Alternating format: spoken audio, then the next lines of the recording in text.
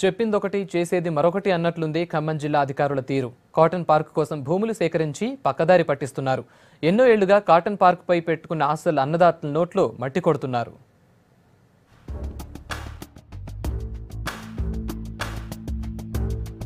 ఇది ఖమ్మం జిల్లా తల్లాడ మండలం అన్నారుగూడెంలోని కాటన్ పార్కు కేటాయించిన స్థలం. పత్తి సంబంధిత నిల్వలను దాచేందుకు ఉమ్మడి ఆంధ్రప్రదేశ్లోని ప్రభుత్వం రైతుల నుంచి 48 ఎకరాల భూమిని సేకరించింది.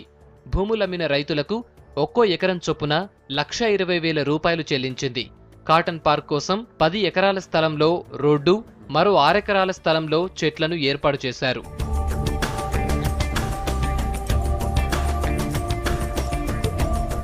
ఇక్కడి వరకు బాగానే ఉన్నా మిగిలిన ల్యాండ్లో జన్నింగ్ మిల్లు, స్పిన్నింగ్, టెక్స్టైల్ పరిశ్రమలు ఏర్పాటు చేయాల్సిన అధికారులు రూల్స్కి వ్యతిరేకంగా మిర్చి కోల్డ్ స్టోరేజ్, ఇతర ఫ్యాక్టరీల నిర్మాణం కోసం వేరే వారికి ఆ భూముల్ని కట్టబెట్టారని చెబుతున్నారు రైతులు. మేము ఒకటే చెప్పేది, కాటన్ పార్క్ ఏదైతే తీసుకున్నారో అదే కాటన్ పార్క్ని నిర్మించండి.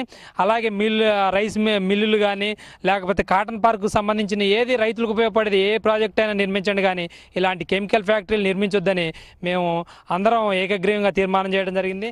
రాష్ట్ర పారిశ్రామిక అభివృద్ధి సంస్థ అధికారులు 6 ఎకరాల్లో మిర్చి పైపుల ఫ్యాక్టరీ, 2 ఎకరాల్లో స్టీల్స్కు, 4 ఎకరాలు బల్క్ డ్రగ్స్ ఫ్యాక్టరీలకు, జిన్నింగ్ ఫ్యాక్టరీకి 10 ఎకరాలు కేటాయించారు. కాటన్ పార్క్లోని భూముల ధర సుమారు 9 లక్షల నుంచి 15 లక్షల వరకు ఉంది. కాటన్ పార్కులో ఓ మాజీ డైరెక్టర్ 3 ఎకరాల ల్యాండ్ను ఒక్కో ఎకరం 3 లక్షల రూపాయలకు కొనుగోలు చేశారని తెలుస్తోంది.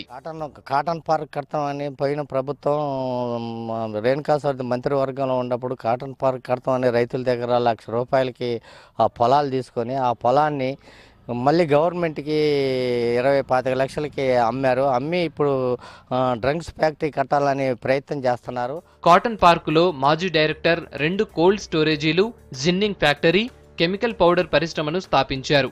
మిగిలిన భూముల్లో కాటన్ పార్క్ పరిశ్రమలు నిర్మించాల్సిన అధికారులు పట్టించుకోవటం లేదని ఆరోపిస్తున్నారు రైతులు. పార్క్ నిర్మాణం కోసం భూములిస్తే తమకు అన్యాయం జరిగిందని చెబుతున్నారు.